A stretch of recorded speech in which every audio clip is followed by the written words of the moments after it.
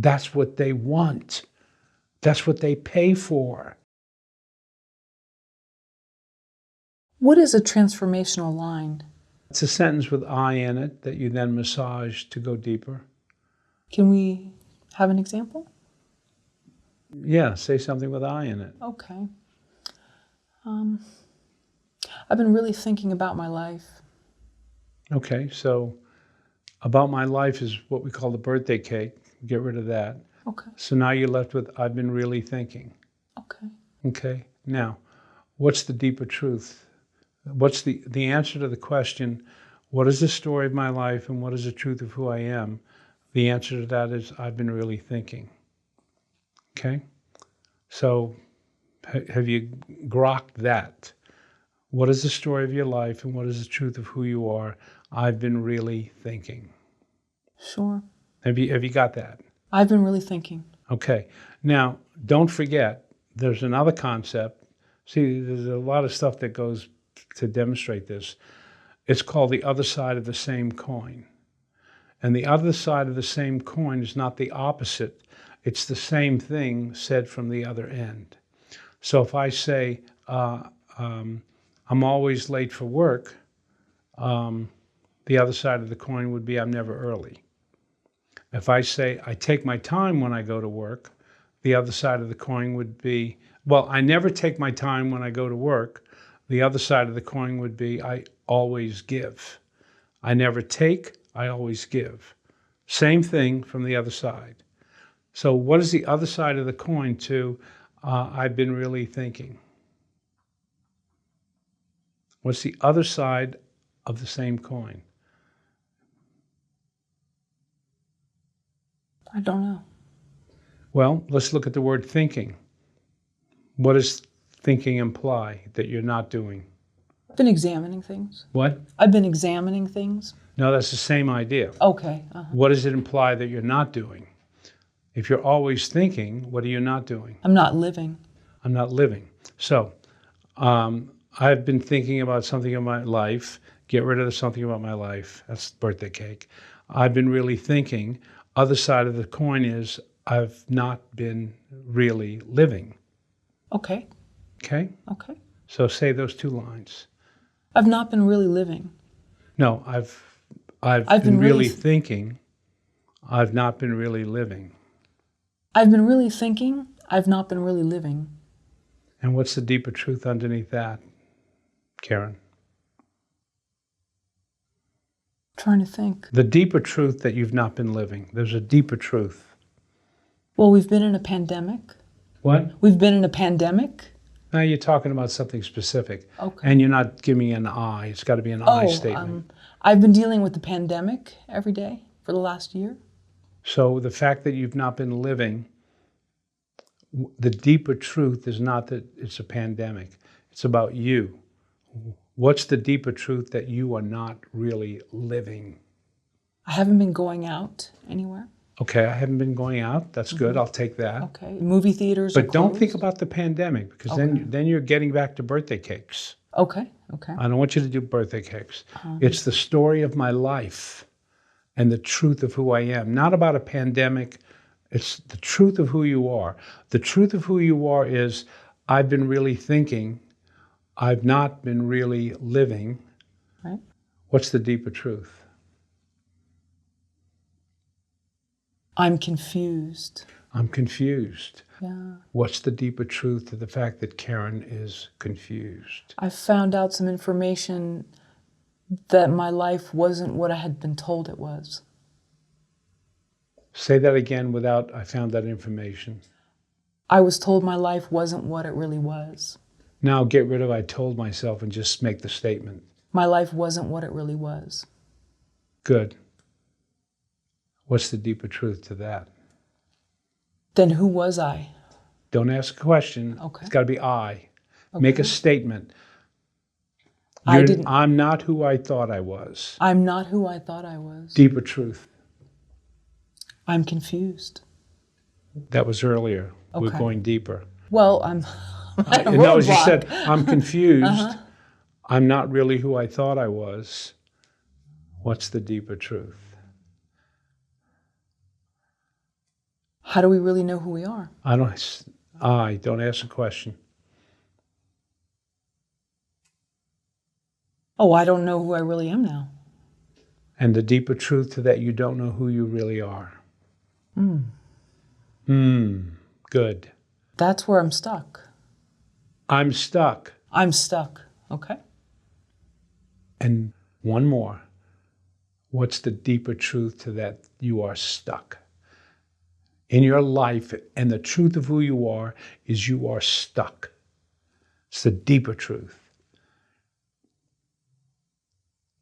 Whew. Whew, that was it. Okay. There you are. Overwhelmed. Whew. No, just whew. Okay.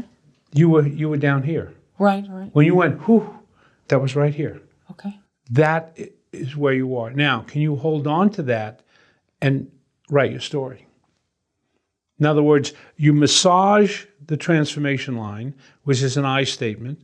You take it deeper, deeper, deeper, deeper as the answer to the question, what is the story of my life and the truth of who I am? And you get rid of the end of the sentence, because we're not talking about the rest of the sentence.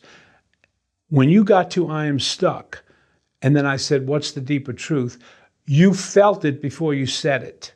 And that's why you went, whew, because now you were down there. You didn't even have to say the words. You got there. Now, can you hold on to that? And from that place of who, feel it, start to tell a story. Any story. Doesn't matter. If you start to tell the story from that place, Karen, your writing will change. Okay. So what story pops into your head about you being stuck? You want the exact information? Just some information that I wasn't told about my past, my upbringing. Tell me about it. Well, write it. You're writing it. I'm writing but it, don't you just now when you went, you went up, stay down with who? Yeah. Stay down there. It's still pretty fresh. I found out about it accidentally. Wasn't really probably supposed to find out. And I found out, and it made me... You're telling a story. Okay, I'm chattering. I want who. Whew. When did it happen? Who? I want to know. When did that who happen? Maybe 2 months ago. Tell me. Tell me about it. Just found out some information that was shocking. And really didn't know anymore. I didn't know who I was after I found that out. Keep going. And I was angry that I wasn't told the truth. What was the truth you were told? Probably don't want to say it because it involves family and they could be listening.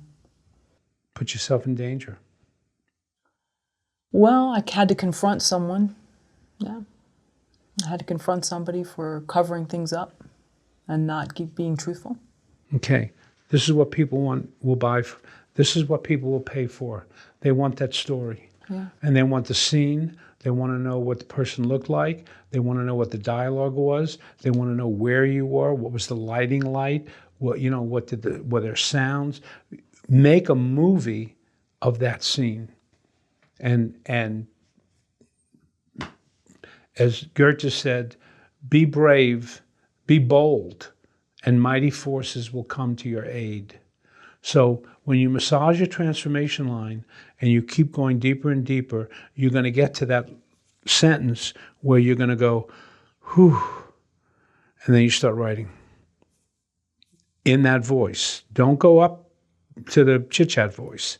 Stay in that deep voice and write about it. Who was it? Where were you? What was happening, etc. Now, I know you don't want to go into it here, but that is what you would do as a writer, and that's what people pay for. They don't care what your smartness. That's not important. They want the guts because that's what they want. That's what they pay for. So you want them to buy your book, And you look at all the books that are bestsellers and that people have cherished, it's because characters have been in trouble. Characters have had a conflict. Characters had to discover things about themselves that they didn't want to look at. Something happened. That's what makes drama. That's what makes literature. Clever tales are not going to sell, but the deep truth of your life will register with everybody. Because everyone will go, yeah, that happened to me too. Not exactly that way, but sort of. Hey, Joe, you got to read this. Brenda, you got to read this book. You got to read this book. You got to read this book.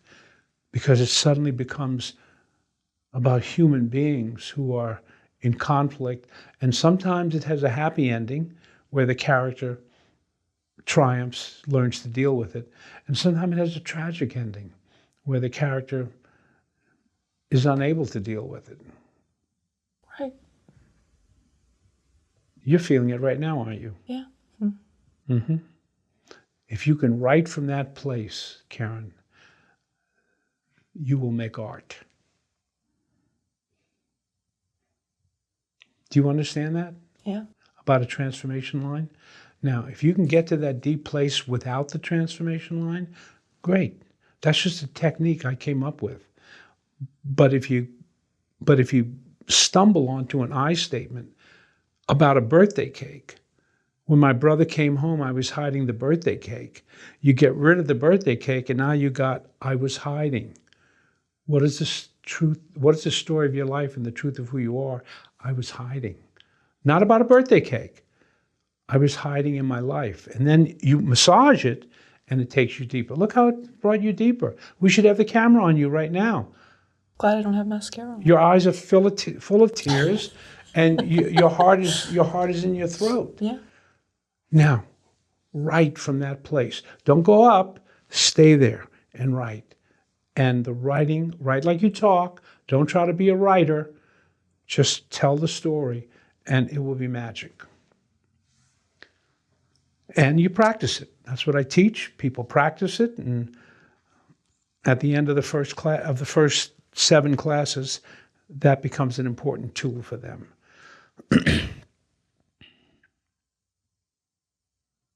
What do you think? Yeah. Maybe give it more time before you write about it if it's something that's... Now, I've got a line for you to say to me, okay? All right. Say, that felt like therapy, That felt like therapy. but it's not therapy. It's about how to write something that people will buy. If you tell your therapist the story that you're not able to tell now, but that you would, and you would tell it to your therapist, the therapist isn't going to go, if you start with the image of when you got in the car with your father and then do the part with the mother, it'll be a lot better. That's not what therapy is about. My class is about making art. Right. Writing something good. So you might read what you wrote, and I would say, wow, that was amazing. But you know the part about the father? Why don't you open with that and then go to the thing about the mother? See, because we are dealing with this as a work of art. I'm not responding to you like a therapist. I'm not a therapist. I'm not here to get you to, go through your feeling about being stuck. I'm here to use that as a conduit to get you to write in the deep voice, because that voice is powerful. And when the reader hears it, when E.F. Hutton talks, everybody listens. That deep voice, you could be on the beach on a sunny afternoon and you're reading a novel about a man in a prison wearing an iron mask. The story will transport you, the reader, to someplace completely different. And every novel, every story, every poem does that. It's intimate. It connects to the reader. You are talking to the reader and nobody else. The reader feels like this is just for me. In a way, you don't say it literally, but you say to the reader, look, I have to tell you about something that happened to me. I thought I was fine, but then I realized and I got stuck and my life has not moved at all. Now, there are some things I'm going to tell you that I'm not going to tell anybody else. I'm only telling you in this book. And some of the people in this story, they don't know about it. But you will know about it, dear reader, because you and I have this bond, and I'm speaking only to you. That's the illusion you create with art. So, yeah, getting to the deep voice might make you feel emotionally concerned, but that's what it is to be an artist. An artist doesn't just create with the mind. The artist creates with their soul, with their being. And that's what you have to suffer. They don't care if the dancer's heels are bleeding. They just want the dancer to jump up in the air and stay there for a long time and then come down. They don't care if it was hard for them to do it. They paid $150 for these seats. That's what they want to see. And that's what your reader wants from you. They want blood. And you give it to them. You give it to them. And then your book becomes a bestseller and you buy an island in the Pacific and retire. Do you see what the point is I'm making here? Mm-hmm. You know, because your stories are universal. They're everybody's story. But you felt the power of it, didn't you? I did, yeah. I'm not sure I'm ready to tell it, but... Well, in the class you would. You'd write it. Mm-hmm. And then in the class you'd read it. Ooh. And you'd be trembly and you'd feel like you're in danger. And then after you finish reading it, everybody would be moved and you'll go, I survived. I'm okay. I told my story, but I'm okay and they love the story. Okay. What else What's for you got, lunch? Jack? You know, you'll be ready.